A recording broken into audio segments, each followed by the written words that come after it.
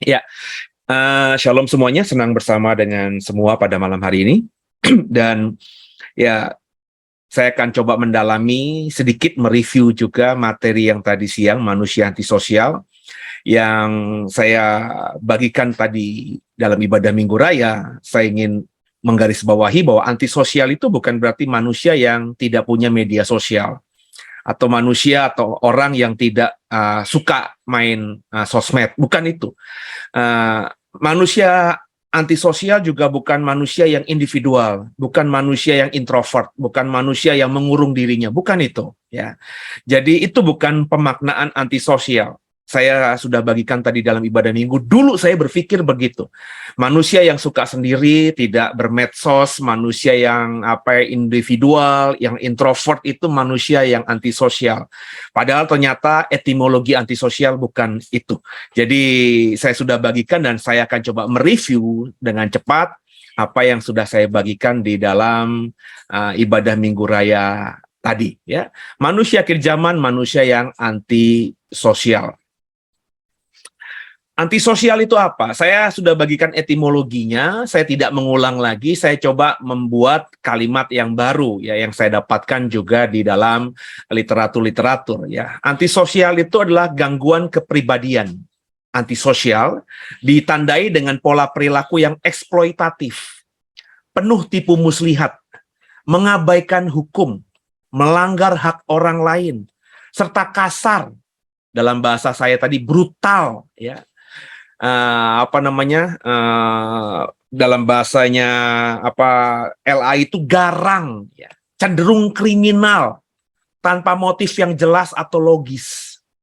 Orang yang mengidap gangguan antisosial akan memiliki riwayat masalah perilaku pada masa kanak-kanak, seperti membolos, melanggar norma, ya, melakukan kejahatan, penyalahgunaan zat narkotika dan lain sebagainya, dan perilaku merusak dan agresif lainnya. Seperti saya sudah bagikan bahwa tidak ujuk-ujuk kita akan jadi makhluk antisosial.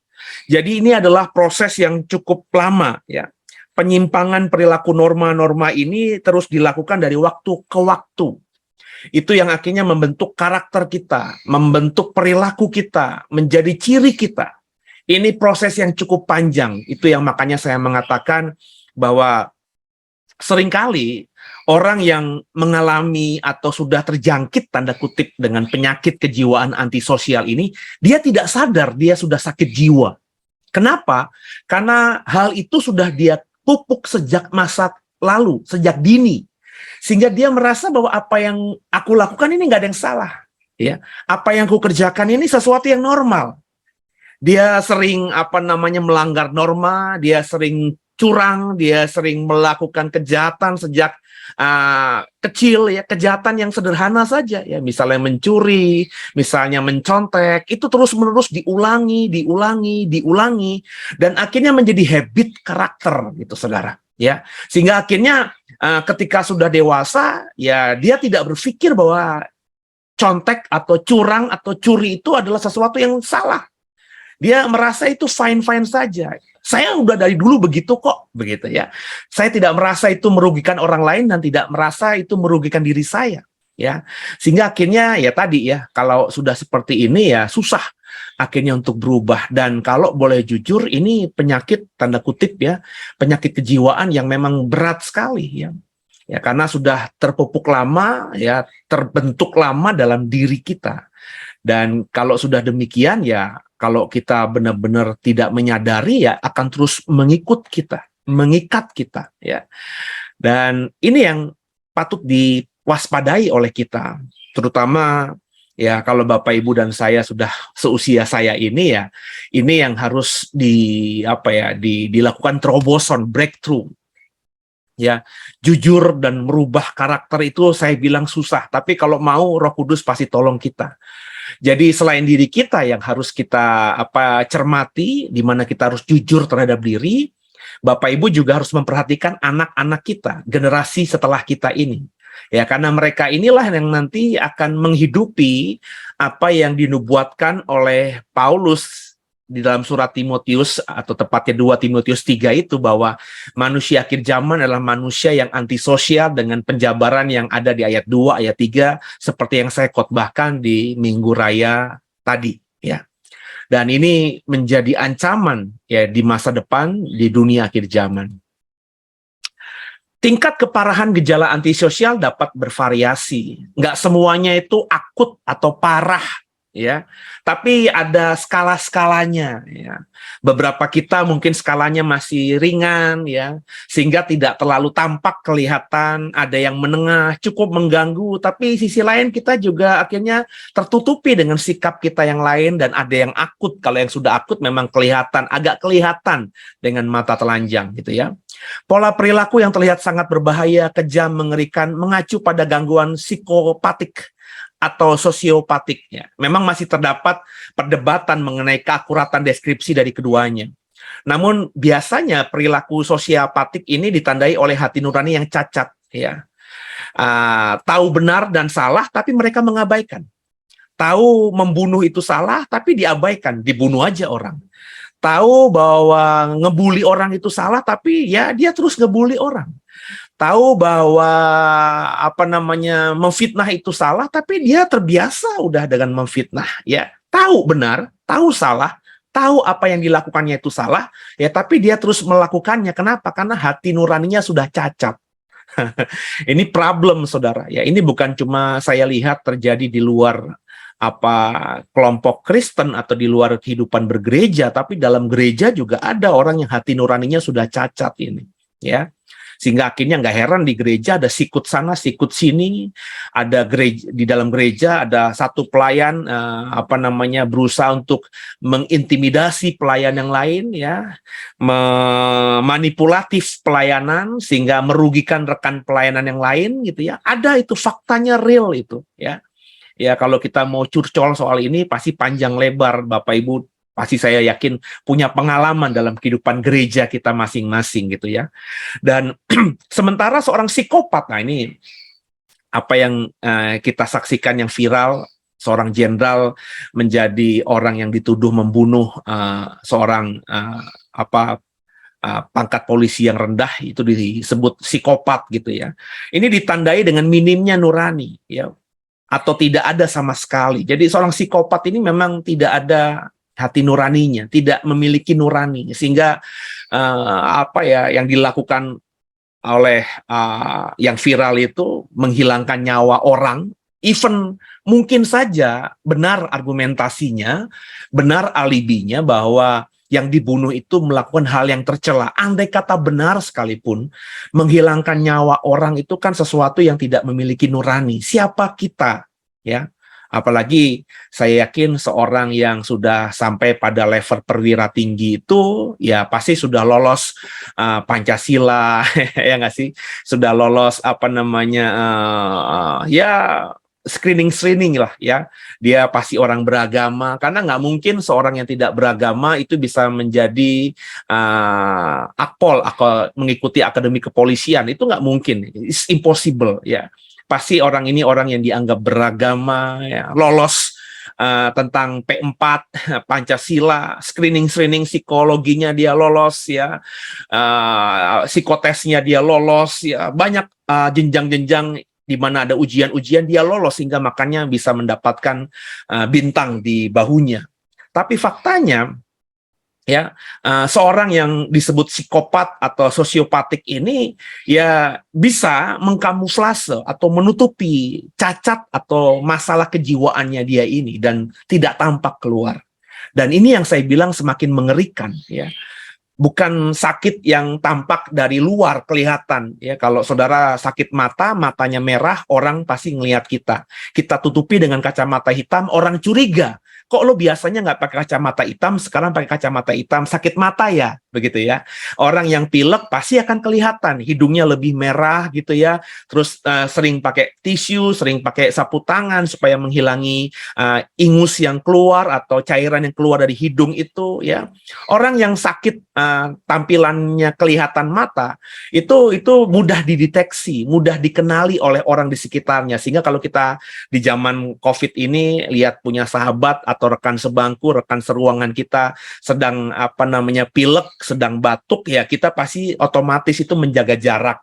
Tidak menjauhi, tapi kalau ngobrol ya kita tahu, wah jangan-jangan ada masalah ini nanti ya, kita kalau ngobrol jaraknya 2 meter, 3 meter, paling tidak kita pakai masker dan lain sebagainya. Ya, itu kalau sakitnya kelihatan dari luar. Tapi kalau masalah antisosial ini, masalah kejiwaan ini, itu kan tidak bisa dideteksi dengan mata telanjang gitu. Ya, sulit ya, kecuali mungkin itu adalah seorang psikolog yang memang belajar banyak soal ini, sehingga akhirnya dari gerak-gerik, dari perilaku tertentu, seorang psikolog bisa mendapatkan penilaian bahwa orang ini memang ada sakit kejiwaan tertentu gitu ya. Tapi kalau bagi kita yang awam dalam hal psikologi, dunia psikologi gitu ya, cuma tahunya umum saja, tidak mendalami, tidak sekolah begitu, ya kita tentu akan kesulitan mendeteksi apakah orang ini antisosial apa tidak.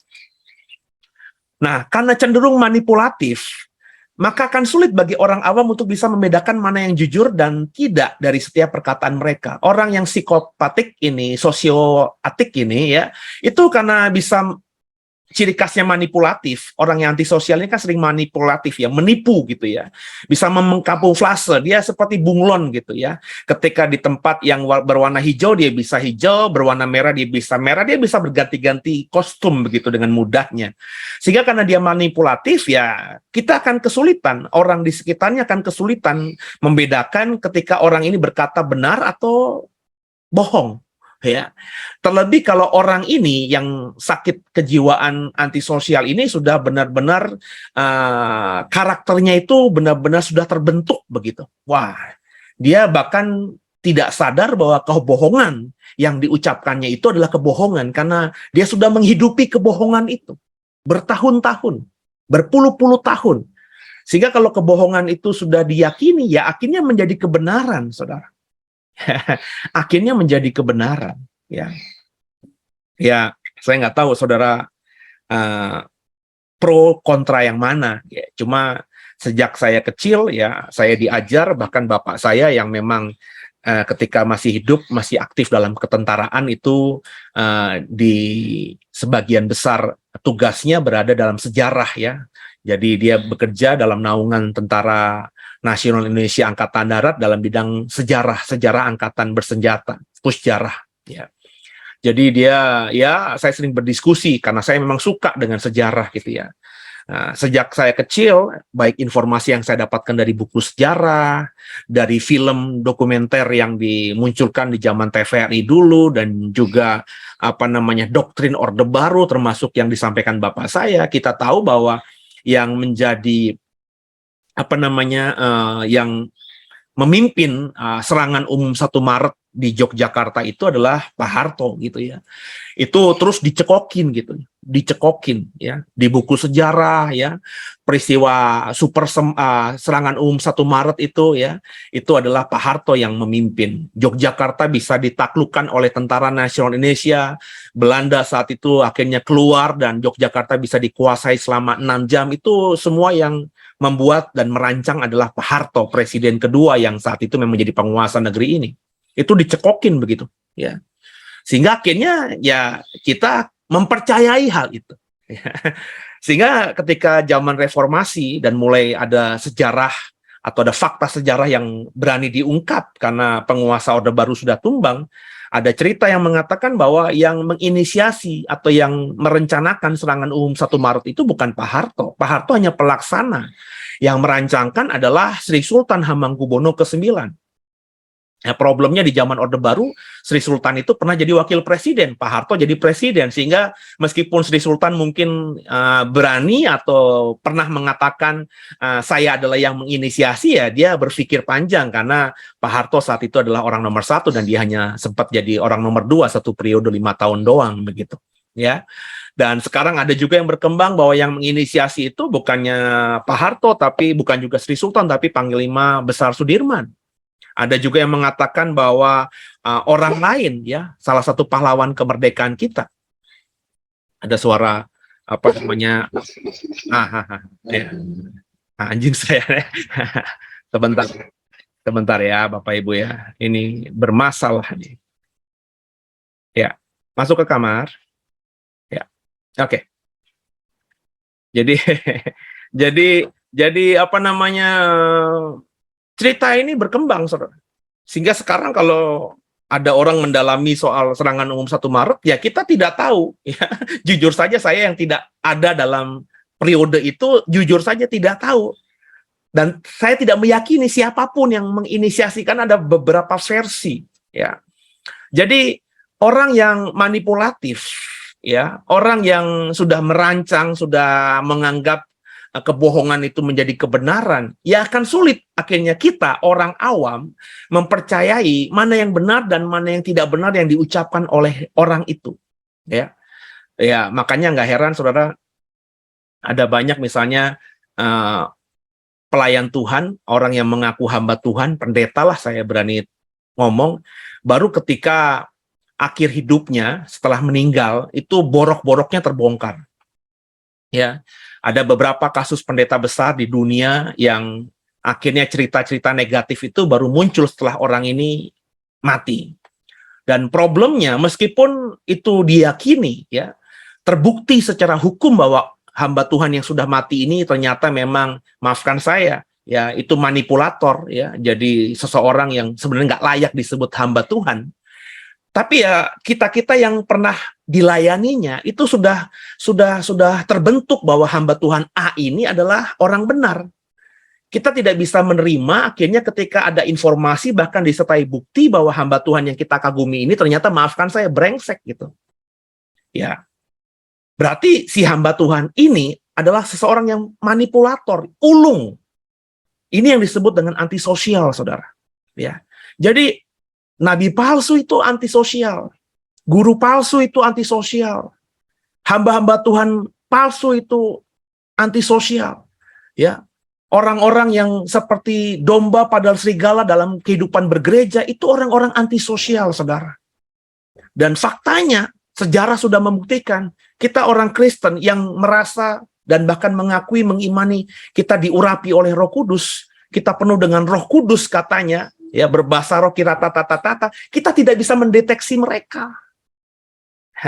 Ini yang saya bilang mengerikannya antisosial itu. Memang tidak saya singgung dalam khotbah tadi, ya.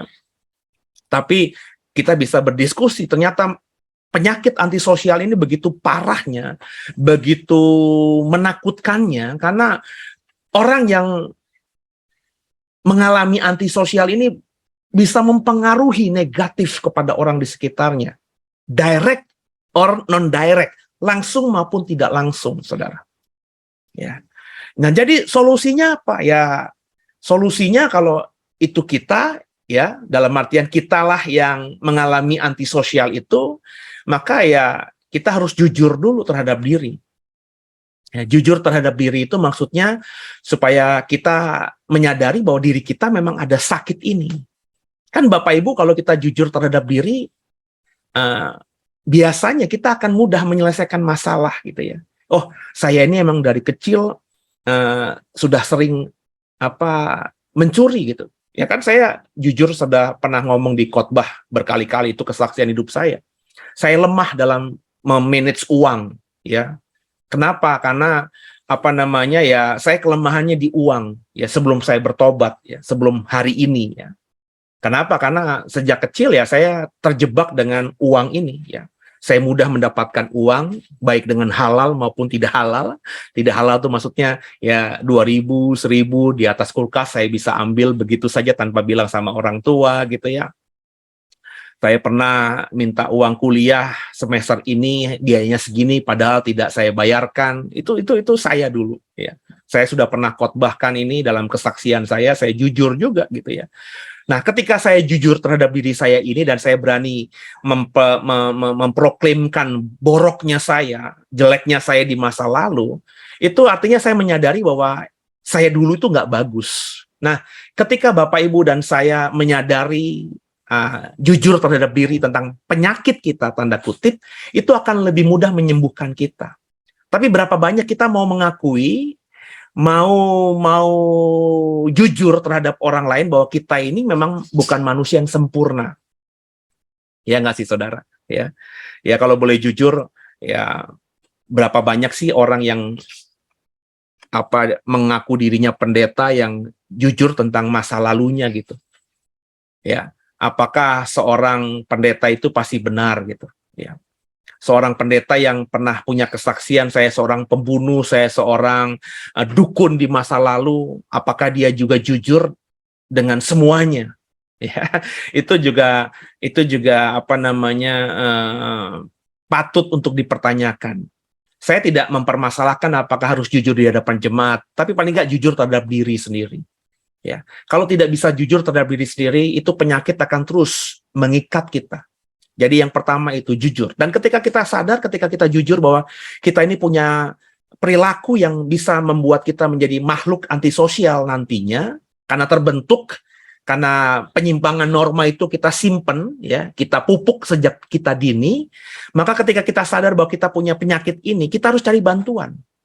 Biasanya orang yang mengalami masalah kejiwaan itu sulit untuk menolong dirinya sendiri, karena ya kita tidak punya skill, kita tidak pernah punya pengalaman menyembuhkan sakit kejiwaan kita, makanya kita harus cari bantuan orang yang expert. Ya seperti saya bilang tadi, ke psikolog, psikiater, ke hamba Tuhan tertentu yang memang berkecimpung dalam pelayanan itu. Ya saya bilang kalau seseorang yang belajar teologi mungkin belajar psikologi umum, tapi berapa banyak sih ilmu yang dia dapatkan dalam psikologi umum itu, benar nggak saudara? Ya, jadi ya belum tentu juga dia expert. Ya, orang yang disebut hamba Tuhan dan melayani pelepasan, ya apakah ilmu yang dia dapatkan itu benar-benar ada teorinya atau berdasarkan pengalaman saja? Itu pun juga masih bisa dipertanyakan. Makanya saya kalau ketemu ada jemaat yang datang kepada saya minta pelayanan dan saya tahu ini masalah psikologi, masalah kejiwaan, maka saya akan terbuka bilang, saya akan mendoakan, tapi ini saya yakin bukan Satan, bukan setan, ya. Ini adalah masalah yang sangat dalam yang sudah merusak kejiwaan kita, ya. Maka ya silakan ya minta bantuan ke orang yang lebih pakar, psikolog gitu. Karena saya jujur saya tidak menguasai itu. Kalau soal tengkang-tengking setan, usar-usir setan, saya punya pengalaman itu. Tapi dalam pengalaman sebagai hamba Tuhan, tidak semua masalah kejiwaan itu datangnya dari setan. Memang ada, seperti orang yang di Gerasa itu kerasukan legion jadi orang gila, masalah kejiwaan. Tapi nggak semua dalam prakteknya orang yang mengalami masalah kejiwaan itu adalah gara-gara setan. Ya, setan bisa akhirnya memakai orang yang sedang masalah kejiwaan. Tapi ketika setannya diusir, masalah kejiwaannya nggak selesai. Karena setan itu masuk ke orang ini ketika orang ini sudah sakit jiwa. Nangkep ya saudara ya? Jadi ada orang sakit jiwa, mengalami gangguan kejiwaan karena setan. Jadi setan make orang ini. Karena setan ada dalam orang ini akhirnya mengalami penyakit kejiwaan. Nah kalau dalam kasus seperti ini, terus ketemu pendeta, setannya kita usir, maka orang ini ketika setannya keluar, orang ini sembuh. Karena sakit jiwanya itu dapat dari setan yang masuk menguasai dirinya dia. Tapi ada banyak kasus dalam pengalaman saya, orang ini sudah punya masalah kejiwaan. Ya, dirinya sendiri sudah sakit. Nggak ada urusannya sama setan, dirinya sendiri. Ya, terus karena setan tahu bahwa orang ini kosong, dia lihat ada rumah yang kosong dan setan itu butuh tempat untuk dia tinggal, maka setan ini mendiami orang yang kosong ini. Nah, ketika akhirnya orang ini dilayani oleh pendeta, terus pendeta ini melihat ada kuasa jahat dalam diri orang ini dan setannya diusir, setannya keluar. Tapi orang ini belum sembuh. Kenapa? Karena memang sebelum setannya masuk, dia sudah mengalami gangguan kejiwaan.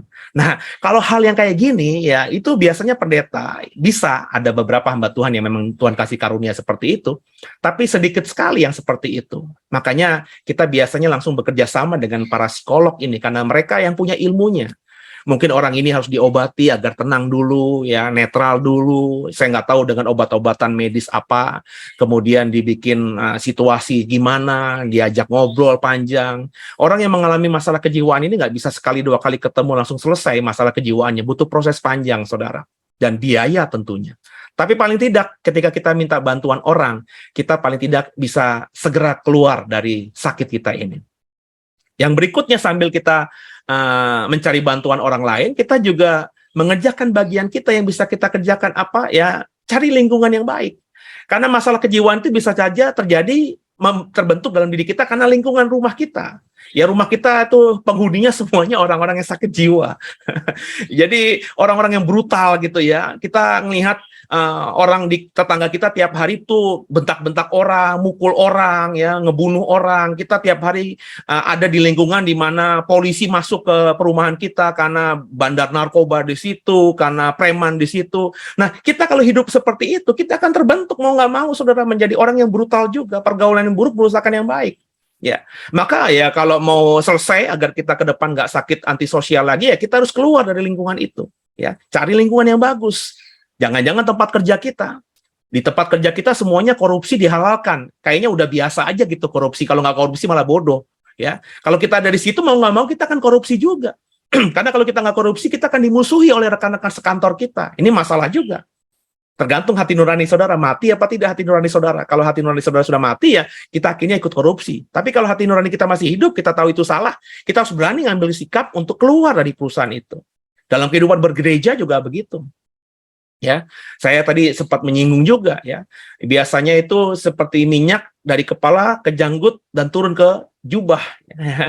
Jadi kalau pemimpin gerejanya ya bukan Tuhan Yesus ya, tapi pemimpin gereja dalam hal ini adalah pendeta, gembala, orang yang disebut hamba Tuhan itu sifatnya A, maka itu biasanya transfer turun ke jemaatnya juga A gitu.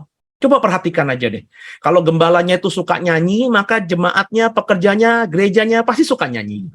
Kalau pendetanya itu suka berbahasa roh, gembalanya suka berbahasa roh, dikit-dikit berbahasa roh, itu pasti maka pekerjanya, jemaatnya pasti suka berbahasa roh. Kalau pendetanya itu suka ngajar, ya suka belajar, suka membagikan ilmu, ya maka biasanya jemaatnya juga demikian. Kalau pendetanya itu suka pakai belangkon, ya pendetanya itu suka pakai hal-hal yang klinik-klinik gitu ya, yang misalnya di gerejanya ada tabut perjanjian, ini kudus, ada kursi tahta Tuhan gitu ya. Terus ada simbol-simbol yang kayak orang Yahudi, maka jemaatnya juga akan hal seperti itu. Percaya deh sama saya, ya. Saya sudah punya pengalaman banyak soal hal ini, ya. Jadi kita akan terbentuk karena lingkungan, ya. Maka saudaralah yang memilih lingkungan itu. Saya mau tertanam di mana? Kalau saudara memang nyaman dengan gaya-gaya gereja yang seperti itu, ya silahkan, ya. Tapi kalau saudara ngerasa itu nggak benar, ya terus angkat kaki supaya mencari lingkungan yang baik itu. Dan yang berikutnya, lebih mendekat dan mengandalkan Tuhan secara pribadi, ya. Jadi bukan cuma transfer dari gereja, dari pendetamu saja, tapi kita harus punya hubungan yang baik, intim dengan Tuhan secara pribadi. Dan ini pun belum tentu kita akan menyelesaikan masalah antisosial ini. Ya karena tadi saudara ya, bagi saya ya kita harus benar-benar berserah kepada Tuhan ya. Kita harus benar-benar mengandalkan Tuhan ya. Jadi orang yang sudah terikat menjadi makhluk antisosial ini ya harus effortnya besar sekali agar keluar dari penyakit ini ya. Dan untuk itu ya harus ada korban yang dilakukan. Jadi inilah masalah antisosial, masalah manusia akhir zaman, karena di akhir zaman saya berani berkata akan banyak manusia-manusia yang model begini. Manusia-manusia yang manipulatif, manusia-manusia yang merasa lebih hebat dari orang lain, manusia-manusia yang tidak punya empati, tidak punya rasa kasihan pada orang lain, manusia-manusia yang gampang melanggar hak orang lain. Ini adalah ciri khas orang yang antisosial. Dan ini bisa kelihatan dalam kehidupan kita sehari-hari. Di rumahmu, kau mau menang sendiri apa enggak? Ya, karena ya kayak ini hal yang kecil misalnya di anak-anak saya ya. Silo tuh kadang-kadang iseng gitu ya ngomong, "Pah, ini aja Pak, yuk kita makan yuk. Koko nggak usah diajak, abis Koko pergi mulu gitu ya. Koko pergi mulu les karena Kokonya kan sudah punya kehidupan masa remaja sendiri ya. Yaudah kita makan. Jadi kalau Kokonya lagi pergi, si Silo ini yang sering ngajakin makan keluar supaya Kokonya nggak ikut. Saya bilang ini hati-hati ya. Saya bilang nggak boleh gitu Silo ya. Ya, nanti kamu kalau remaja juga kayak Koko ya, jangan mau menang sendiri ya. Kalau mau makan ya makan bareng-bareng. Kalau mau kemana ya bareng-bareng. Kalau Kokonya diajak nggak mau, baru kita bisa lakukan sendiri. Tapi kalau Kokonya mau ya harus ditunggu waktunya yang baik buat Koko supaya bisa sama-sama. Nah, ini sejak kecil sudah diajar gitu ya. Si Silo mungkin tidak berniat antisosial, tapi sikap kecilnya itu kalau kita biarkan, kita kondisikan, kita fasilitasi, itu akan membuat dia akhirnya seperti itu bersikap kepada orang lain. Dan hati-hati, itu bisa menjadi masalah karena kalau itu anak kita ke depannya punya penyakit kejiwaan antisosial ini, kita sendiri yang repot nantinya. Jadi saudara, jika kita tidak mau mendeteksi antisosial sejak dini, kita tidak akan sadar bahwa kita sedang alami gangguan kejiwaan. Sehingga kita akan terus terikat di dalamnya. Ya, ini kalau nggak sadar dia sedang sakit jiwa, ya itu akan terus mengikat dia. Itu yang akan membuat dia sukar, mengalami kesukaran di akhir zaman. Jadi jika kita sadar kita sakit, segera cari bantuan ahli. Ya tadi ahli tadi bisa ke psikiater, ke psikolog, ke pendeta mungkin, ke hamba Tuhan tertentu mungkin yang memang expert di situ, punya pengalaman pelayanan di situ ya, agar dibantu mencari solusi keluar dari antisosialnya. Dan yang lebih utama ya harus ada kesadaran diri dan tentu bergantung penuh sama Tuhan. Kalau Bapak Ibu dan saya tidak masuk dalam kategori antisosial ini, ya, Bapak Ibu dan saya itu menghargai hak orang lain, ya. Bapak Ibu itu mengerjakan kewajiban kita. Bapak Ibu dan saya itu punya rasa sayang, mengasihi, empati, ya, rasa kasihan pada orang lain. Bapak Ibu dan saya itu tidak merasa lebih hebat dari orang lain, menganggap orang lain juga orang yang spesial di mata Tuhan.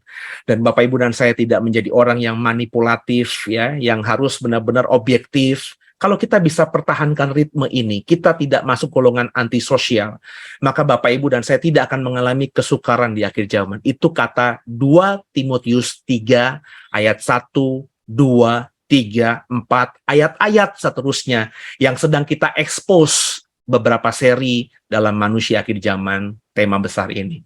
Jadi demikian. Saya berharap semuanya memahami. Inilah pendalaman dari saya, melengkapi apa yang saya bagikan tadi siang. Dan nanti kita akan berdiskusi, berbagi pengalaman pribadi mungkin. Nggak usah takut dan malu kalau saudara dan saya pernah mengalami fase menjadi antisosial di masa lalu, sekarang sudah berubah. Atau kok bisa menceritakan orang terdekatmu, supaya kita sama-sama belajar gitu ya. Bahwa masalah antisosial ini memang masalah yang banyak tidak disadari oleh orang, sedang dialami dia, dan ketika itu terjadi, orang-orang ini akan melukai dirinya sendiri, dan juga cenderung mudah melukai orang lain. Jadi semoga dengan pemaparan saya dari khotbah tadi dan juga pendalaman di sekolah minggu ini, kita menjadi orang Kristen yang tidak antisosial, orang Kristen di akhir zaman yang punya karakter hidup yang baik, ciri khas hidup yang baik, seperti yang Tuhan perkenankan dan akhirnya menyenangkan hati Tuhan. Haleluya. Amin. Ya, saya kembalikan sama Foni, silakan. Thank you, Pak. Pak, bagaimana dengan orang yang usil? Apakah itu juga termasuk orang yang antisosial? Ya, usil, saya bilang semua karakter usil itu usilnya masih dalam norma yang baik apa tidak? Karena definisi etimologi yang saya bagikan di siang hari tadi, orang yang disebut atau etimologi dari antisosial adalah sebuah kepribadian penyimpangan perilaku dari norma-norma yang dilakukan terus-menerus. Kalau usilnya itu nggak sesuai norma, kalau usilnya cuma sekali-sekali aja, emang dia usil gitu ya, tapi tidak pernah mengganggu norma, usilnya tuh tidak sampai melanggar norma yang ada gitu ya. Ya bagi saya ya itu biasa saja, bukan masalah kejiwaan atau antisosial. Tapi kalau usilnya itu sudah merugikan orang lain sekali ya, dan itu menjadi habit terus menerus gitu ya, itu bisa nanti berkembang menjadi antisosial karena usilnya tentu semakin dia paham akan dunia, semakin dia punya pemahaman yang semakin luas, tentu usilnya akan lebih berkembang dan akhirnya banyak melukai orang lain. Jadi kita mesti deskripsikan usilnya itu apa dulu gitu, Pak. Thank you, Pak. Berarti sekarang ya, maksudnya kan kita kan hidup kan di lingkungan yang sangat complicated dan berbagai macam istilahnya budaya, suku, bangsa, dan berbagai pembauran. Kayaknya saya rasa secara nggak langsung juga lingkungan juga bisa membentuk ya, Pak ya, membentuk suatu pribadi menjadi antisosial. Mungkin karena misalkan contoh, dia lihat bahwa keluarganya juga di rumah, kita ambil satu contoh case, misalkan keluarganya juga apa ya namanya ya, hanya menutup diri, hanya bergaul dengan keluarganya saja, tidak mau terbuka, bahkan terhadap sesama keluarga dekat, misalkan kepada saudara sepupu, istilahnya mungkin juga kepada saudara, misalkan ke paman, ke bibi, itu pun mereka tidak mau bersilaturahmi. Jadi benar-benar hanya bersosialisasi di dalam keluarga saja. Otomatis itu secara nggak langsung juga membentuk dia semacam karakter, jadi dia tanpa sadar dia udah membawa itu ya Pak ya, di dalam diri dia. Tapi saya rasa mungkin ketika dia masuk mungkin di sekolah, kan beda lagi dong lingkungannya, ada pergaulan, mungkin ketemu teman-teman yang berbeda, eee eee, berbeda karakter ataupun pengajaran, ataupun teman yang tumbuh dari keluarga yang agak open, yang friendly. Nah, mungkin itu mungkin awal-awal dia akan canggung, tapi saya rasa ketika dia merasa cocok sama berteman, mungkin itu akan membawa pengaruh positif ya, Pak, ya, gitu. Tapi memang antisosial ini benar-benar kalau buat saya pribadi kan agak susah dibedakan ya, Pak, ya. Memang mesti dilihat dengan baik-baik ya penyakit yang, sakit mental ini loh. Soalnya nggak gampang untuk apa, istilahnya kayak dideteksi gitu loh, Pak. Bener nggak sih? Iya, karena tidak kasat mata. Nggak seperti orang jerawatan, nggak seperti orang sakit batuk, flu yang bisa Mmm, kelihatan, kedengaran. Ini kan masalah kejiwaan di dalam mhm tubuh kita, mhm. dalam jiwa kita, ya. Siapa yang bisa mendeteksi? Kecuali saya bilang tadi, pakar ya, para psikolog yang belajar tentang hal itu. Mereka bisa lihat gerak-gerik kita, wah ini orang sakit nih, ada masalah kejiwaan nih. Karena mereka belajar mendalami soal itu. Tapi kita yang awam kan kita tidak bisa mendeteksi, ya. Dan tadi jelas pergaulan itu sangat mempengaruhi, makanya tadi jangan ada pergaulan yang buruk gitu ya. Jadi kalau misalnya keluarga kita ini keluarga yang sakit ya, orang tua kita ini orang tua yang sakit dalam artian sering bertengkar, sering teriak, sering main pukul-pukulan, ini anak-anak pasti akan terbentuk nanti. Kalau mereka mengamati orang tua yang brutal seperti ini, orang tua yang saling temperamental seperti ini, itu pasti akan membentuk dirinya dia. Nah, bisa tereliminir kalau misalnya dia punya sekolah di mana sekolahnya menekankan apa namanya budi pekerti ya, sekolah yang menekankan kasih, mungkin agak netral sehingga nanti dia ketika usia yang sudah cukup matang, dia bisa melihat oh orang tuaku emang jahat, orang tuaku emang nggak bagus, aku nggak mau nyontoh ini ya yang diajarkan oleh guruku, sekolahku, susterku, pendetaku, ini yang baik. Nah, dia bisa memfilter. Tapi kalau bayangin, kalau dia punya keluarga orang tua yang seperti ini, terus lingkungan sekolahnya sekolah yang misalnya zaman saya dulu STM gitu ya, yang dikit-dikit berantem, tawuran, ini kan akan semakin menajamkan sikap antisosial dia dan akhirnya dia akan jadi pribadi yang antisosial ke depannya. Jadi pergaulan itu penting ya, makanya kan kita nggak mungkin hidup 24 hour di keluarga kita, di sekolah kita, di gereja kita kan. Nah makanya kita harus punya pergaulan-pergaulan tuh yang di tempat-tempat yang memang baik. Kalau keluarga kita kurang baik, ya cobalah kita cari tempat teman kita, nongkrong kita yang bagus, kita cari pergaulan sekolah kita yang bagus, pekerjaan kita di perusahaan yang bagus, lingkungannya, supaya netral gitu, supaya kita paling tidak bisa balance lah. Di rumah kita, karena kondisi kita belum bisa mandiri, masih di bawah orang tua, tapi kita ada di lingkungan lain, di luar rumah yang bisa menetralisir itu semuanya. Sehingga akhirnya ketika kita sudah berpikir bisa dewasa, tahu benar dan salah, bisa bersikap secara mandiri, sudah punya kekuatan finansial, bisa berani keluar dari rumah, kita akan bisa terselamatkan dari hal itu. Tapi kan nggak banyak orang seperti itu, Pak. Gitu ya. Mmm. Oke, sambil nunggu teman-teman yang lain untuk join, kalau ada pertanyaan, ini saya ada titipan, oh, ada Ci Iren, nanti akan saya bacakan habis ini ya, Ci, sebentar. Ini ada pertanyaan, maksudnya gini, Pak, kalau ada orang yang mengkoreksi dirinya dengan menjaga lingkungan pergaulannya dengan menjaga jarak, terus, berusaha untuk tidak banyak komen gitu, bukan untuk mencari musuh, tetapi supaya dia itu nggak, melakukan kesalahan aja. Nah, kalau kayak gini itu bukan antisosial kan, Pak? Karena kan dia juga, nggak melanggar norma-norma kan, istilahnya dia hanya apa ya, menjaga dirinya dia itu loh, agar dia nggak melakukan kesalahan gitu yang Tuhan nggak suka gitu. Ya kalau dia nggak mau komen dan karena dia merasa bahwa kalau dia komen dia cenderung akan komen negatif dan itu akan melanggar norma, menyakiti orang, menyinggung orang, itu bukankah hal yang bagus gitu ya. Jadi Jadi ingat, antisosial itu terbentuk, manusia yang disebut antisosial itu terbentuk karena sejak dini dia menjaga, dia mempertahankan karakter perbuatan yang melanggar norma. Ya, nah kalau yang kita lakukan itu bukan melanggar norma, kita nggak mau bergaul, kita nggak mau habis pulang sekolah kita di rumah aja lah karena kita berpikir bahwa di luar itu jahat gitu ya, mendingan di rumah aja ya. Kita bisa batasi pergaulan kita supaya kita tidak tercemar sama dunia yang jahat. Itu bukan masalah antisosial. Ya, dia menjadi orang yang introvert mungkin. Karena saya bilang tadi, antisosial itu bukan orang yang menyendiri. Antisosial itu ternyata bukan orang yang tidak punya teman. Antisosial itu bukan ternyata pemahamannya orang yang tidak bermedia sosial. Itu pemahaman saya sebelumnya. Tapi ternyata makna antisosial itu lebih dalam daripada itu. Ini sakit kejiwaan yang membuat orang itu brutal, manipulatif, sehingga dia dengan sadar tidak sadar melukai diri sendiri dan bahkan melukai orang lain. Ini sesuatu yang berbeda, different antara orang ini mau menyendiri, tidak mau terlalu banyak keluar karena orang-orang seperti ini mungkin karena apa ya, dirinya tuh introvert. Introvert itu tidak antisosial ya. Apa namanya? Hanya pergaulannya terbatas Iya, aja. dia membatasi dirinya saja dari pergaulan-pergaulan itu. Demikian. Oke Pak, ada satu pertanyaan lagi dari Bu Iren. Karena dia nggak bisa on cam, dia mau bertanya bagaimana dengan LGBT, itu termasuk ke penyakit atau termasuk antisosial? Karena orang seperti itu kebanyakan terbentuk karena lingkungan. Itu pertanyaannya Pak. Tergantung definisinya ya. Kalau kita memahami bahwa LGBT itu adalah sebuah gangguan kepribadian yang melanggar norma, ya kan?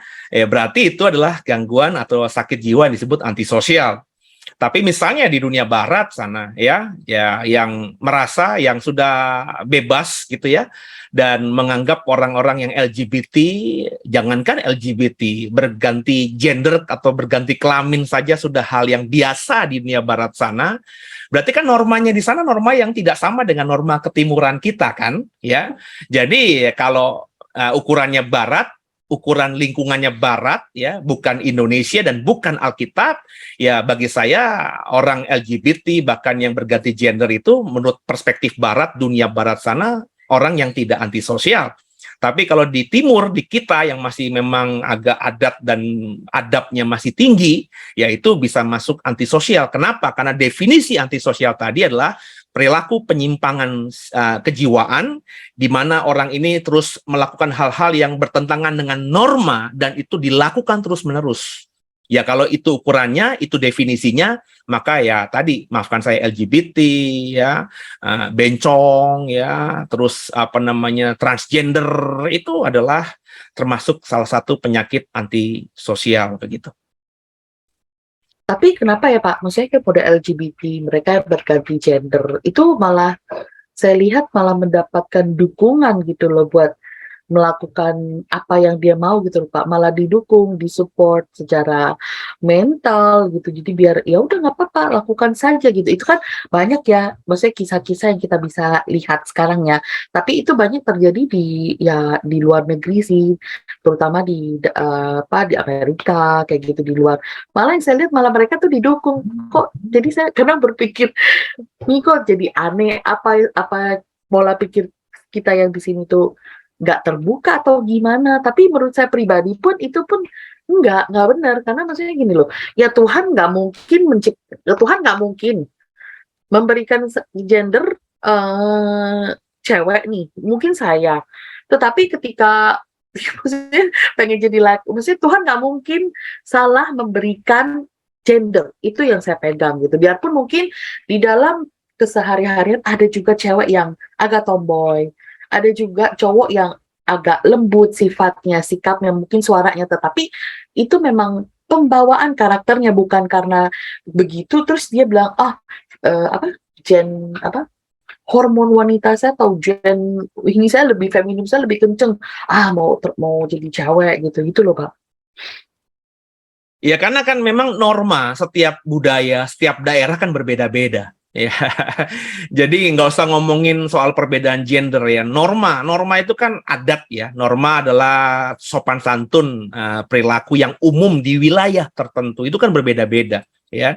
Jadi kita memang harus melihat perspektifnya. Kalau mau objektif ya, seperti kamu bilang, ya kalau di Barat memang budayanya begitu, adatnya begitu, mereka open mind begitu ya, liberal begitu ya.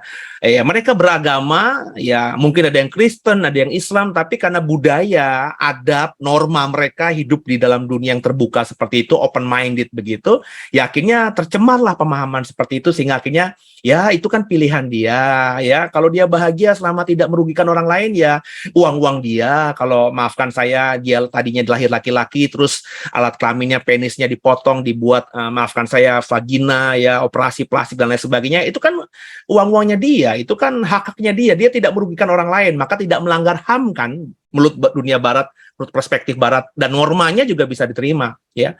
Sehingga ada apa namanya Caitlyn Jenner itu ya, yang tadinya cowok terus sekarang menjadi cewek gitu ya, padahal dia sudah punya anak-anak yang top-top semuanya ya, tapi ya tadi ya dia bisa gitu dan diterima. Bahkan menurut satu majalah dia menjadi perempuan yang salah satu yang tercantik gitu ya, padahal dengan usia, padahal bukan perempuan, itu laki-laki gitu, tapi bisa gitu, dan itu diterima. Nah kalau kita kan normanya nggak begitu. Norma beda-beda lah ya, di suku tertentu makan pakai tangan itu normanya begitu ya, di suku yang lain normanya makannya pakai sendok ya, norma yang lain ada orang main pakai tangan ya, tangan dirauk begitu, tapi ada yang aduh lembut sekali gitu ya, itu norma beda-beda ya. Jadi kalau kita hidup dengan norma kita, terus kita tinggal di budaya lain, membawa norma kita untuk kita hidupi di budaya lain, di daerah lain, ya ini akan bermasalah, itu begitu ya. Thank you Pak buat sharingannya, jadi gampang dipahami. Oke teman-teman lain silakan ya, kalau ada pertanyaan langsung on cam dan langsung bertanya, silakan. Monggo dibuka. Pak C, saya mau nanya nih. Ini Pak, ada dua hal Pak. Yang pertama, ini kesimpulan saya aja ya Pak ya. Kalau dilihat dari ayatnya yang pertama di 2 Timotius 3 tadi Pak C, itu kan dibilang bahwasanya akan datang masa yang sukar. Ketahuilah bahwa pada hari-hari terakhir akan datang masa yang sukar. Nah kemudian di situ Paulus mengungkapkan itu tipe-tipe orangnya gitu loh Pak. Berarti kan kalau yang saya tangkap bahwasanya masa-masa yang sukar itu bukannya karena adanya bencana alam, bukan karena adanya perekonomian yang lagi sulit, gitu Pak. Saya benar nggak tanggapan saya gitu Pak? Tapi sebenarnya masa-masa sulit atau masa yang sukar itu adalah adanya orang-orang yang antisosial yang tadi Pak saya bilang, gitu loh Pak Sih. Itu yang pertama. Makanya kan dalam makasih Pak Prana. Makanya dalam seri pertama manusia akhir zaman saya bilang kan, kita tuh orang Kristen tuh kalau ngomongin akhir zaman kita sepakat zaman akhir itu susah, sukar gitu ya. Tapi konotasi otak kita kan semua faktor eksternal, bencana alam kah, perang kah, yang tidak bisa kita kendalikan gitu ya. Ya kalau Tuhan udah mengizinkan ada bencana alam, kita mau bisa apa? Nah kita tertanam pemikiran akhir zaman tuh susah tuh karena faktor eksternal itu. Nah, makanya Paulus di sini dengan hikmatnya Tuhan ingin mengingatkan kepada kita lewat Timotius bahwa ternyata akhir zaman itu zamannya menjadi zaman yang sukar karena memang ada orang-orang yang seperti ini. Jadi sukar karena dirinya sendiri dan menjadi sukar karena ada orang yang tipikal yang tadi, antisosial tadi. Ya, itu makanya yang saya mau tampilkan, saya mau munculkan supaya kita belajar bahwa jangan-jangan kita nanti yang akan menyusahkan orang. Jangan-jangan kita yang membuat diri kita susah nanti di akhir zaman. Gitu Pak Prana. Jadi saya coba mengimbangkan supaya pemahaman kita tentang akhir zaman itu menjadi balance. Akhir zaman sukar, iya. Karena faktor eksternal, bencana alam, dan lain sebagainya, iya. Tapi juga ada yang timbul dari diri kita sendiri atau dari orang-orang lain yang antisosial tadi. Gitu Pak Prana. Ya Pak, jadi sebenarnya ada faktor eksternal juga bikin kesukaran, ada faktor internal juga dari kita gitu ya. Terus yang kedua Pak, ini merupakan kesimpulan saya juga nih. Ini kan sebenarnya kan surat ini ditujukan kepada Timotius ya, yang merupakan anak rohaninya dari Paulus Pak. Dia kan diutus untuk menjadi gembala. Ini sebenarnya Paulus cuma mau ngasih tahu juga nih ke Timotius, nanti jemaat-jemaatmu ada orang-orang yang macam-macam begini-begini nih Pak. Nah jadi sebenarnya ini juga bisa memberitahukan kepada kita bahwasannya kita ini bilanglah kita ini warga the way ya, ada juga orang-orang yang seperti itu. Jadi kalaupun kita terjadi konflik, yaitu jangan juga jadi membuat alasan kita jadinya keluar gitu. Bisa juga jadi alasan mungkin pindah ke gereja lain pasti akan ketemu orang-orang yang seperti ini juga, yang jadinya kita bukannya bertumbuh malah pindah keluar dari satu ke gereja yang lain. Gitu Pak, tanggapan saya. Terima kasih. Ya, sepakat Pak. Ya, bukan masalah rekan-rekan yang keluar, tapi paling tidak sekarang kita belajar bahwa ya ada di sekitar kita. Ya kan saya bilang, ini masalah antisosial, masalah kejiwaan, masalah dalam diri yang tidak bisa kita deteksi, orang lain deteksi. Jangan-jangan saya adalah orang antisosial, Pak Prana nggak tahu. Atau jangan-jangan Pak Prana juga sedang manipulatif, padahal sebenarnya antisosial gitu kan ya. Nah, kita sekarang ini jadi waspada, kita belajar bahwa jangan-jangan orang terdekat kita antisosial. Makanya daripada kita coba, mana curiga, Pak Prana antisosial, Foni antisosial, pasien antisosial, coba kita introspeksi diri. Jujur, jangan-jangan kita, supaya kita tidak jadi antisosial dan akhirnya kita jadi berkat bagi orang lain dan tadi kehidupan menjadi harmonis. Ya kalau misalnya dalam kehidupan gereja seperti Pak Prana tadi ada masalah, terus solusinya keluar, tertanam dalam sebuah gereja lain, itu mas saya sudah katam kan, saya sudah ngomong dimanapun nggak ada gereja sempurna. Kalau ada satu aja gereja sempurna, maka gereja lainnya akan tutup otomatis Pak, karena akan pindah. Dan itu hanya bisa terjadi nanti ketika Yesus datang kedua kali, maka gereja, merek gereja yakin saya nggak ada. Ngapain kita nyembah Yesus di the way, kalau Yesus bisa kita jumpai di misalnya di Israel, di Yerusalem, benar nggak? Pak Prana saya yakin akan jual mobilnya, jual rumahnya, ya udah kita ke Bukit Hermon aja, kita ke Bukit Zaitun aja, udah. Nah, cuma rumah petak 2x1 nggak apa-apa, tapi ya dekat dengan Yesus, dan saya yakin seperti itu. Gitu ya? Oke. Selanjutnya. Oke, terima kasih Pak. Ya, ya. Silakan yang lain boleh lanjut, mungkin Koles atau Ciiren atau ada Pak Billy, ada Bu Hendrika, Pak Amos, ada Bu Mona. Silakan ya. Oke, Pak Se, saya mau nanya Pak Se. Jadi yang mengenai minggu lalu sih lebih, karena kan kalau bicara minggu lalu itu kan kurang lebih kepada nubuatan ya Pak. Yang saya mau nanya, tanda-tandanya kita kan seringkali tuh kalau kita ngelihat, oh orang bernubuat, hamba Tuhan tuh bernubuat. Nah, kita kan nggak tahu nih nubuatannya itu benar atau enggak. Kalau dilihat kan orang kan kalau kita tahu buahnya, ya kalau kita tahu pohonnya kan ya kurang lebih dari buahnya Pak. Nah, sedangkan kan kita belum mengenal orang tersebut, bagaimana kita bisa tahu bahwa nubuatan yang dia bicarakan itu benar. Walaupun kalau saya pernah lihat ada beberapa hamba Tuhan yang saya lihat di YouTube pun nubuatannya pun juga memang nubuatan yang negatif untuk Indonesia gitu loh Pak. Itu yang pertama.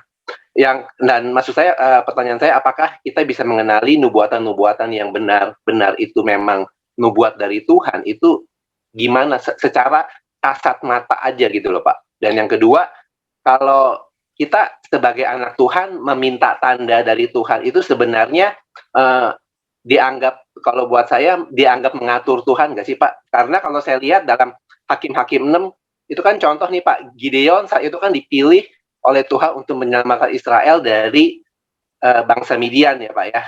Dan itu kan dia minta tanda tuh, dia minta 2 tanda. Tanda yang pertama di hari yang pertama bahwa embun itu di atas bulu itu di pagi hari ada embunnya.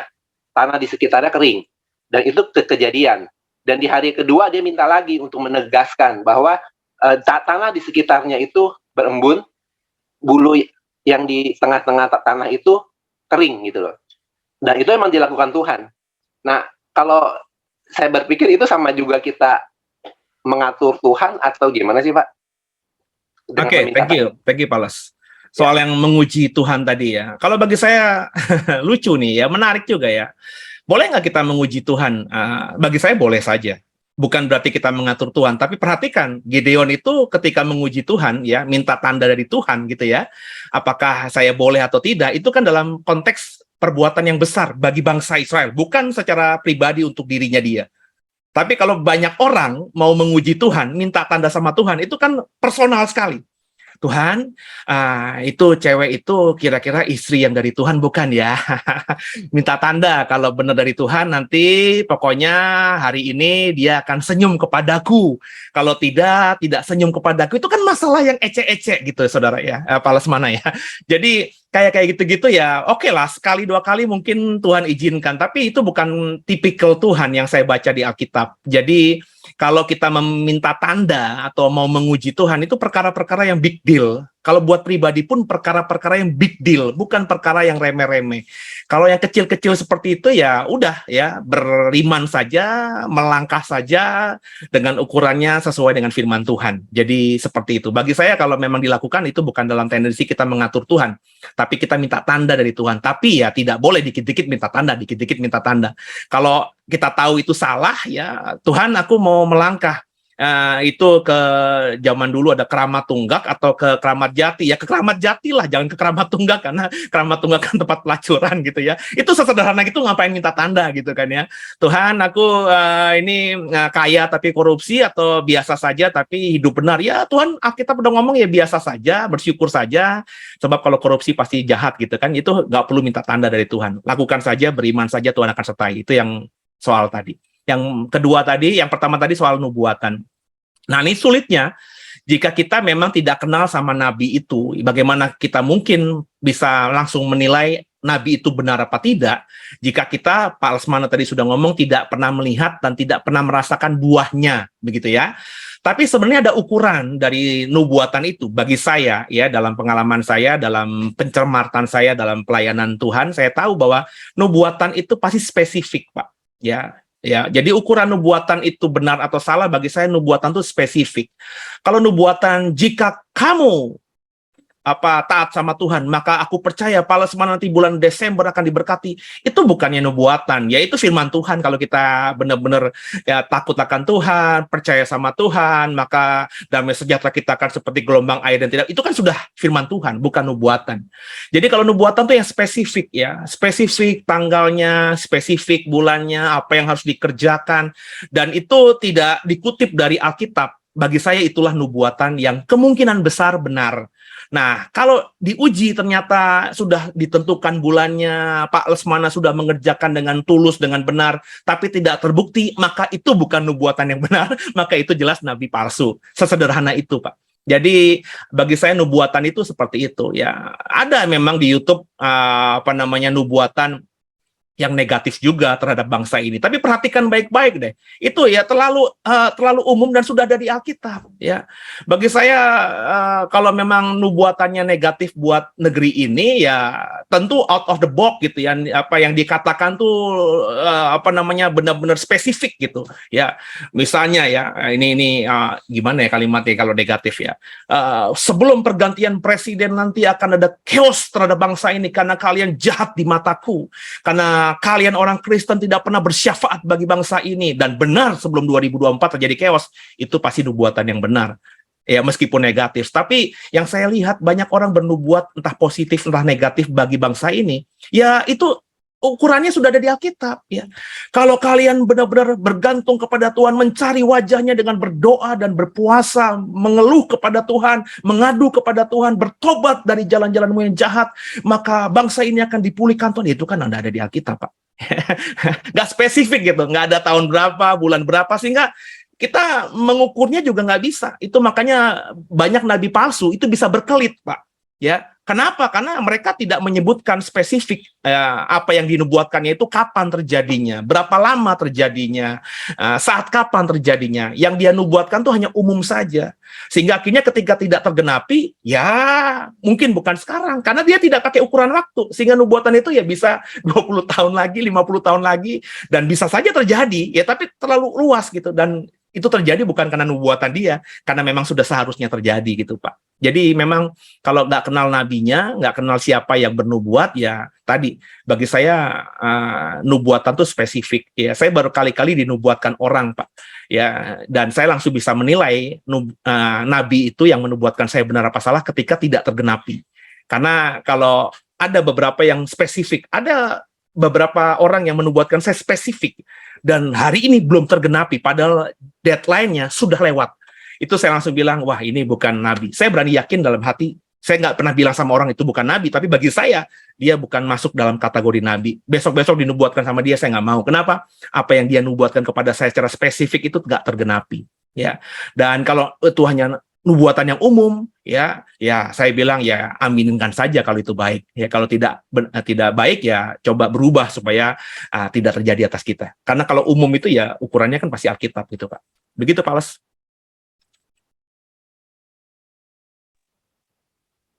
Pak, berarti kalau bicara nubuatan kan kalau berdasarkan keterangan dari Bapak itu lebih kepada spesifik ya Pak ya.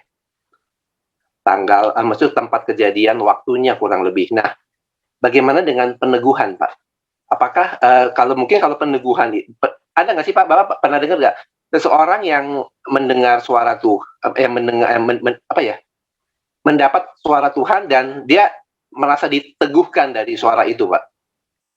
Apakah itu bisa dibilang nubuat atau tidak?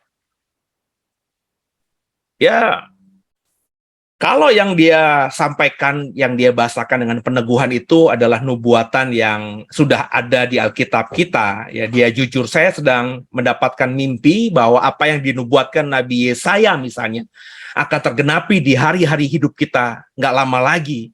Ya kalau dia dapat dari Tuhan bisa saja, kalau itu tergenapi maka itu peneguhan dari Tuhan, tapi bukan nubuatan. Ya, karena itu sudah dinubuatkan oleh Nabi Yesaya, dan saya yakin dalam dunia pelayanan ada yang seperti itu. Dan bagi saya orang-orang seperti ini akan saya lebih apresiasi karena dia tidak melabeli dirinya nabi, dia tidak sedang berkata dia bernubuat, dia sadar apa yang dia katakan itu sudah ada di Alkitab. Jadi bagi saya lebih mengapresiasi hamba Tuhan yang seperti ini. Tapi berapa banyak sih Pak hamba Tuhan yang seperti ini? Ya gitu ya. Biasanya langsung berkata ini saya dapatkan langsung dari Tuhan gitu ya, bla bla bla, tanpa dia pernah tanpa dia menyinggung bahwa apa yang dinubuatkan ini sudah ada di Alkitab ya. Dan dia mengabaikan. Entah dia nggak tahu, saya nggak tahu juga, atau dia sengaja mengabaikan supaya yang menonjol tuh namanya, bukan nabi-nabi yang sudah bernubuat di perjanjian lama atau perjanjian baru sebelumnya gitu Pak. Ya, itu pandangan saya. Ada lagi tambahan Koles atau yang lain? Monggo ya, kalau ada yang lain boleh dilanjut ya. Jangan malu-malu. Pak, itu kalau misalkan di lingkungan mungkin keluarga, teman dekat, misalkan sekarang kan setelah hari ini dipaparkan nih, ciri-ciri kurang lebih manusia kerjaan. Yang tadi kan Pak Seka sebutkan antisosial. Ternyata antisosial yang selama ini kita ketahui itu ya dengan Pak Seka paparkan beda gitu, pemahamannya beda jauh gitu. Jadi kalau misalkan ketika sekarang kita sadar gitu, di sekitar kita ternyata ada yang kita kenal baik, itu ternyata menunjukkan beberapa ciri-ciri tersebut. Nah, itu bagaimana caranya kita bisa bukan mengubah dia ya, tapi bagaimana cara kita bisa memberitahukannya dia supaya jangan sampai dia tuh terperosok makin ke dalam tanpa dia sadari bahwa dia tuh ke arah ke situ gitu. Orangnya sendiri nggak sadar gitu loh Pak. Itu gimana Pak? Ya, menyadarkan orang yang tidak sadar bahwa dia salah itu kan memang sesuatu yang susah ya. Sebab yang dia yakini dia benar gitu ya. Jadi memang ya yang pertama yang harus dimiliki oleh kita kalau kita mau meluruskan orang ini atau membuat orang ini kembali pada jalan yang benar ya kesabaran. Sebab kita harus sabar karena kita akan menasehati orang yang tidak merasa dirinya salah. Ya, jadi ya nasihat kita, peringatan kita, ya masukan kita, kritikan kita, ya kalau kita sabar ya harus kita ulang terus-menerus, ya. Jadi kita harus sabar terus terhadap orang ini, mengingatkan bahwa apa yang dia lakukan itu salah dan lain sebagainya. Dan memang akhirnya dalam pengalaman saya, kalau orang tidak sadar dia salah, ya akhirnya dia jengah gitu dengan nasihat kita. Ya, dia merasa dirinya benar, ya dia tidak merasa dirinya salah, dan dia merasa kok lo terlalu jauh sih campur tangan, dan dia biasanya banyak kan menjauh daripada kita. Tinggalkan kita gitu ya. Kalau begini ya sudah, ya cuci tangan saja. Kita paling tidak sudah mengerjakan bagian kita gitu ya. Tapi sabar, selama orang itu masih mau dengar kita ya kita harus nasihati terus. Dalam pengalaman saya ya belum lama adalah ya yang saya tahu saya sudah akhirnya waduh ini orang yang paling dekat ini ternyata salah, saya tegur, saya nasihati, setiap saya ketemu saya tegur, saya nasihati, tapi kok setelah saya tegur, nasihati, saya bahkan sudah pakai orang lain supaya saya takut ini ada subjektivitas saya, benar nggak orang ini salah, saya pakai orang lain, saya ceritakan, dan orang lain itu yang objektif juga berkata ini orang salah, tapi ya tadi kalau dia tidak merasa dirinya salah ya dia akan jengah dengan saya dan akhirnya mengambil cara ya memang sudah tidak suka karena merasa dirinya kok disalah-salahin mulu, padahal niat saya bagus untuk meluruskan dia, untuk namanya saudara ya, kalau salah ya terjerumus dalam lumpur dosa ya salah ya saya mau angkat gitu, meskipun menyakitkan dia ya, tapi paling nggak niat saya baik. Tapi kalau akhirnya dia merasa jengah ya, dalam beberapa kasus akhirnya ada momen-momen tertentu ya dia akhirnya bersikap meninggalkan saya dan cerita di luar cerita yang berbeda ya, yang cerita aslinya nggak disampaikan kepada banyak orang, ya yang diceritakan banyak orang yang sisi jeleknya saya ya pasti terlalu banyak campur tangan bla bla bla, padahal tidak seperti itu ya konteksnya. Ya kalau orang itu meninggalkan kita cuci tangan, Fon, bukan salah kita lagi. Tapi kalau orang itu mau dengar ya mungkin dia akan butuh waktu lama ya, tapi kalau kita sabar kita akan bisa mengubah dia ya, sambil terus tentu kita bawa dalam doa dan puasa. Ya, kalau kita punya hati khusus buat orang ini, saya akan melakukan doa puasa khusus buat orang ini supaya orang ini dibukakan, karena banyak orang yang seperti ini, seperti saya bilang, bisa saja awalnya bukan setan yang menyerang dia atau menguasai dia, tapi karena tadi ya dia sendiri yang mencelakakan dirinya, dan ketika dia salah semakin jauh dari Tuhan, kan setan lihat ini tempat yang bagus ini, ya, maka setan bisa masuk. Nah, kalau setan sudah masuk ya kita, kata Tuhan Yesus, ada roh-roh tertentu yang hanya bisa diusir dengan doa dan puasa. Maka saya ambil bagian. Kalau sudah dilakukan itu dan tetap orang ini dengan kebebalannya, tegar tengkuknya, keras hatinya, ya sudah, mau apa? Ya, kita daripada, bagi saya berkali-kali daripada energi saya ke orang ini, ya saya sudah habiskan waktu saya, hati saya mendoakan dan melayani orang ini, tapi dia tidak mau berubah, ya udah, kalau dia butuh bantuan saya akan layani, kalau enggak ya saya alihkan energi saya untuk hal-hal yang lainnya. Karena bisa jadi energi saya ketika dialihkan, ada orang yang justru akan merespon itu dan akhirnya membuat surga bersorak-sorai gitu. Jadi kalau saya seperti itu.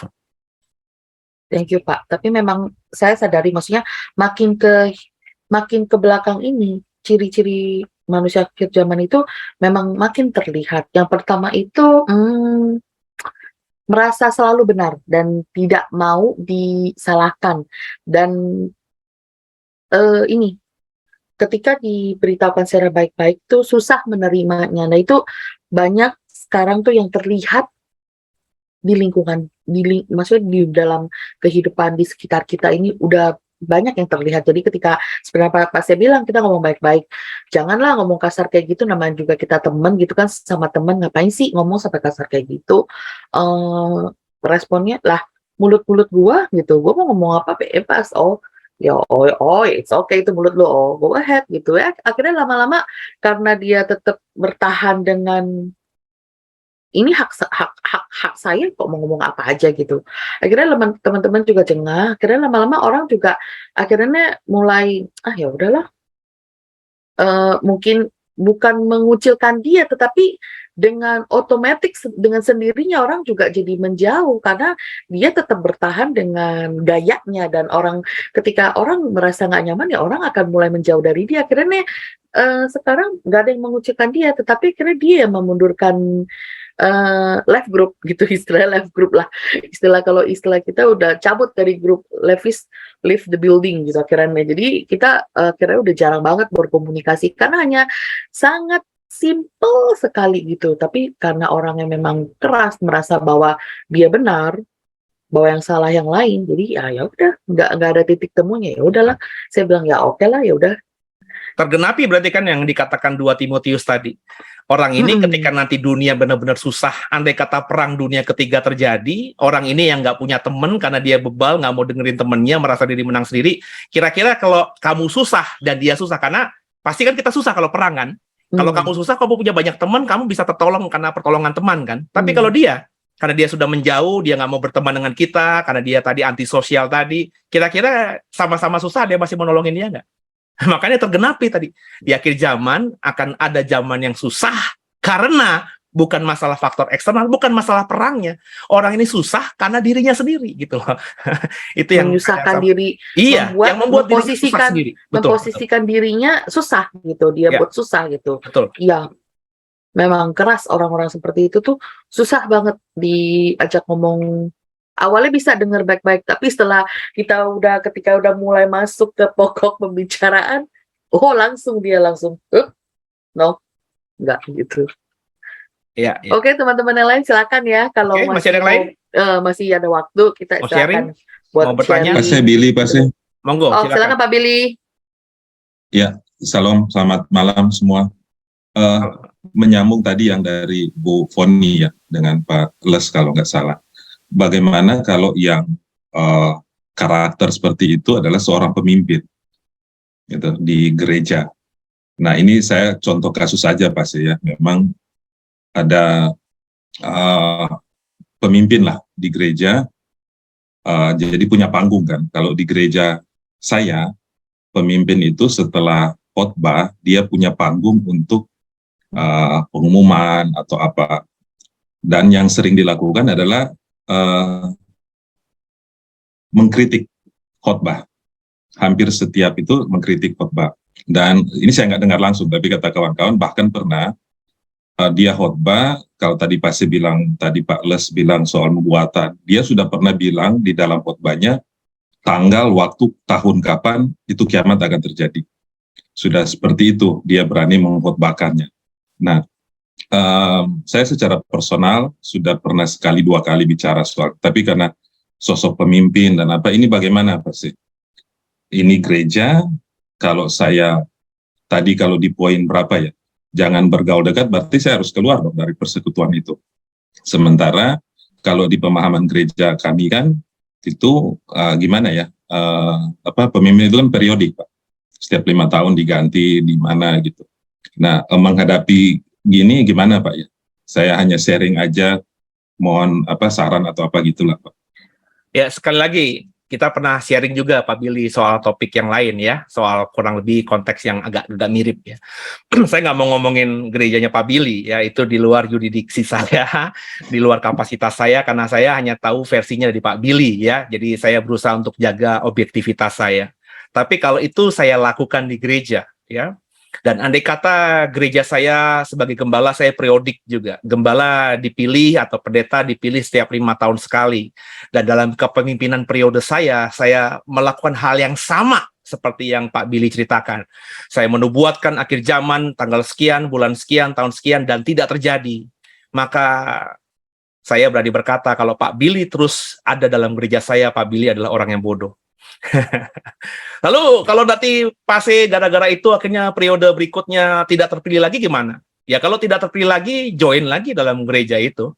Kalau terpilih lagi, masalahnya kan terpilih atau tidak terpilih lagi kan tergantung power saya. Saya cukup memahami bahwa untuk bisa berada dalam satu kepemimpinan periode itu, kalau saya punya pengaruh, saya punya massa, saya punya uang, saya bisa mengendalikan dan bisa menjadikan diri saya menjadi pemimpin di gereja itu ya, karena saya pernah berada dalam sebuah gereja yang model begitu Pak, pemilihan periodik, dan dari pertama kali gereja itu berdiri sampai dia matinya, dia terus ada di gereja itu. Kayak kurang pemimpin, kayak kurang regenerasi, tapi bisa terjadi karena memang pengaruhnya luar biasa ya. Jadi kalau bagi saya seperti itu Pak ya. Saya bahkan berkata di mimbar The Way, kalau saudara lihat saya sudah salah, ada sikap saya yang sangat-sangat bertentangan dengan norma dan melanggar aturan gereja, pemahaman iman, kalau saudara masih ada di The Way, ya saudara yang bodoh bagi saya. Ya, jadi harus keluar. Dan nggak ada dosanya Pak keluar dari gereja. Ya, silakan saja gitu ya. Ya, nanti cari gereja yang lain gitu ya. Kalau nanti di kepemimpinan berikutnya misalnya di The Way Pak Lesmana yang jadi gembala dan saya yakinnya mundur atau dibundurkan, ya kalau mau join lagi ya silakan. Sebegitu mudahnya sebenarnya kita memilih ya. Jadi itu pandangan saya Pak. Sebab kalau kita terus berada di dalam kepemimpinan, terutama kepemimpinan agama atau iman ya, dalam organisasi kita berada di bawah orang-orang yang model begini, itu pasti dampaknya sedikit banyak akan ada dalam diri kita. Pasti ya, pasti. Saya pernah berada dalam sebuah gereja yang bagi saya keren, tapi dianggap negatif oleh orang lain. Dan saya pernah berada akhirnya benar-benar pokoknya radikal banget sama gereja ini.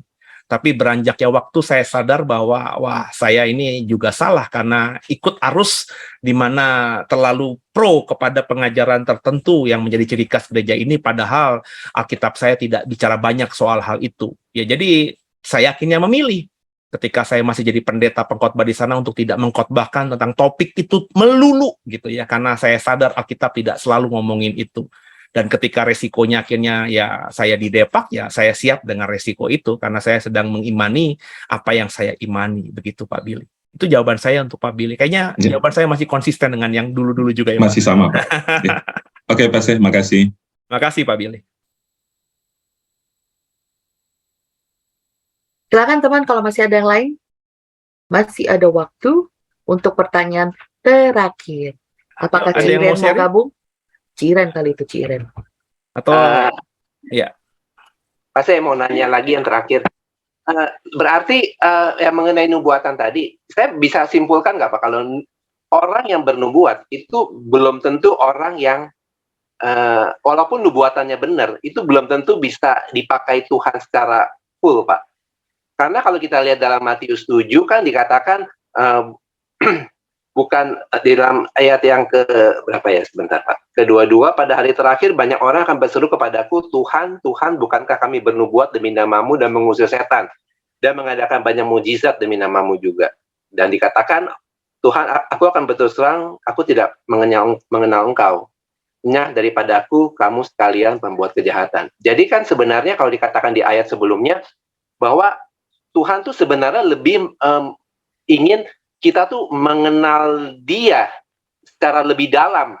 Walaupun dia dapat nubuatan dari Tuhan, tapi bisa aja gak sih dalam sehubungan dengan waktu dia berubah dan Tuhan tidak berkenan lagi kepada dia, Pak. Jadi kalau saya bilang, ya sebenarnya jangan berbangga orang bisa bernubuat kalau hidupnya pun masih belum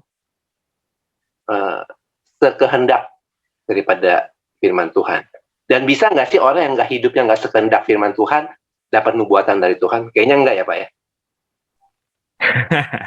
Kalau ditanya, ada nggak orang yang hidupnya brengsek, tiba-tiba Tuhan pakai untuk bernubuat? Ya secara hitam di atas putih kayaknya aneh juga kalau Tuhan pakai orang-orang model begini. Tapi ya namanya Tuhan punya hak prerogatif, Pak.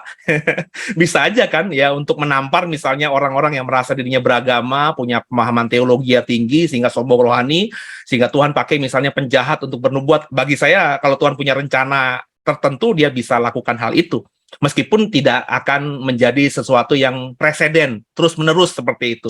Tapi ada momen-momen tertentu dia punya hak prerogatif. Dia bisa melakukan hal-hal yang ajib-ajib gitu ya, yang out of the box yang nggak kita pikirkan. Dan saya percaya di akhir zaman akan semakin masif. Makanya Yunus pernah bernubuat kan, teruna-teruna kan, anak-anak akan bernubuat. Itu sesuatu yang nggak masuk akal kan Pak ya. Jadi anak-anak akan bernubuat dan lain sebagainya. Jadi bisa saja. Dan tadi yang disikapi Pak Lesmana bahwa kalau orang sudah bernubuat jangan sombong, karena bisa saja ya karena sikapnya yang nggak berubah, karakternya yang tidak mau semakin dekat sama Tuhan, tidak mau diproses semakin menjadi emas, akhirnya ya dia tidak dipakai Tuhan. Oh bisa. Bahkan kalau mau jujur di perjanjian lama tidak selalu yang disebut nabi itu bernubuat terus-menerus. Yang makanya saya kritisikan sekarang konteks nabi dalam konteks pelayanan di 2022. Kok ada orang ya yang mengatakan misalnya saya nabi, terus ada orang misalnya Pak Lesmana percaya bahwa saya tuh bisa bernubuat kapan saja saya mau. Saya heran gitu ya. Jadi setiap Pak Lesmana ketemu saya, Pak Se, tolong nubuatkan saya. Pak Se, tolong nubuatkan saya. Terus minta tumpang tangan untuk minta saya nubuatkan. Lah bagi saya Pak Lesmana nih pernah baca Alkitab apa tidak kalau begitu? Karena di Alkitab itu nggak selalu, bahkan Nabi besar Yeremia, Yesaya itu setiap hari bernubuat. Coba perhatikan baik-baik. Mereka hanya bernubuat kalau Tuhan perintahkan. Dan itu bernubuatnya untuk hal-hal yang big deal. Bukan masalah saya menubuatkan Pak Lesmana. Pak Lesmana bukan saya berarti merendahkan Pak Lesmana di hadapan Tuhan. Tapi apa urgensinya saya sebagai pelayan Tuhan, Tuhan pakai untuk menubuatkan spesifik kepada Pak Lesmana terus-menerus? Kan nggak mungkin. Kecuali Tuhan ingin bilang menempeleng Pak Lesmana karena Pak Lesmana mau dipakai Tuhan, tapi belok di jalannya yang Tuhan tentukan. Saya bisa dipakai Tuhan untuk menampar tanda kutip Pak Lesmana supaya Pak Lesmana kembali kepada jalan Tuhan.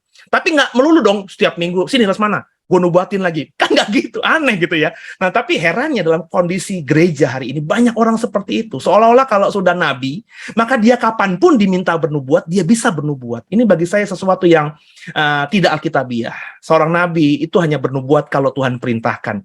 Jadi ya kalau akhirnya kemudian hari dia tidak hidup benar dan Tuhan tidak pakai lagi, itu sesuatu yang biasa.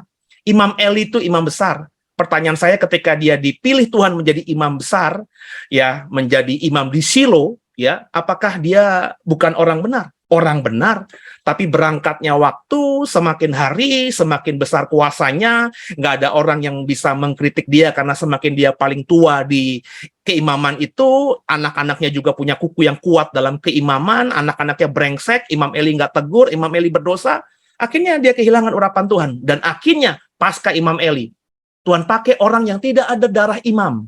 Siapa itu? Samuel, untuk menjadi imamnya Tuhan. Benar nggak saudara? Menjadi nabinya Tuhan. Padahal Samuel kan bukan orang Lewi.